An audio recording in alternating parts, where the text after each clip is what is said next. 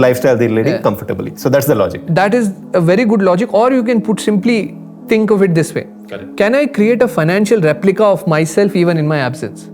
That will provide the same cash flows. So my salary, family. whatever was going to my dependents, comes from the other. Comes from this source, right? This imaginary financial replica. Right. Most people think it's not possible. It's possible with term insurance plan. Just to give you an example, if you're earning 10 lakhs as a 25-year-old, if you have 1.45 crore corpus, right, in your fixed deposit, right, the interest and the principal will sustain easily your dependents for another 20-30 years, which is what you would have done.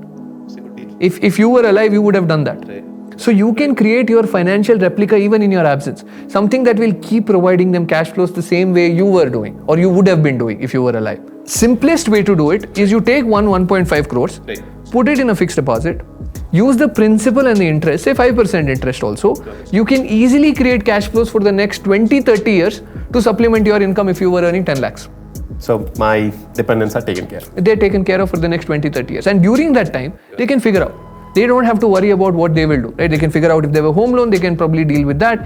If they have other loans, they can deal with that. If they have expenses for the next 4-5 years until they figure out what to do, right? How can we replace?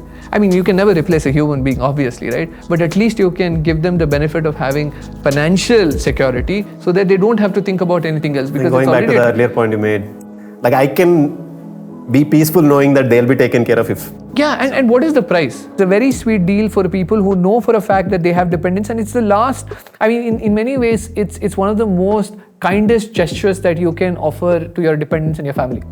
Right? Because most people, they think about, if you ask most people what's the most important thing in their life, and they'll say family. And yet if you ask them if they have a term plan, they'll probably say no, right? Because they're not thinking of that consequence. Right?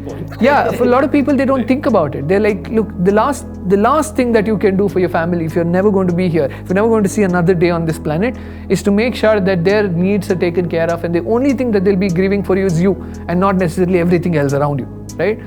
And they can spend that time making sure that they can take care of themselves, they can take care of, of whatever you left behind, etc. And they're not worrying about money. I guess you just said that, so don't be selfish.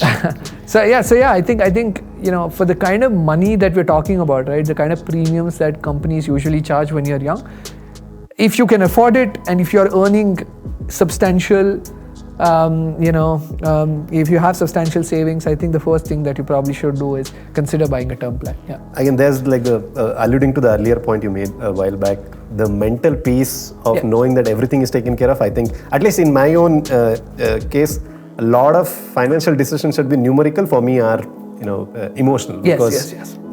that takes a far higher percentage. Yeah.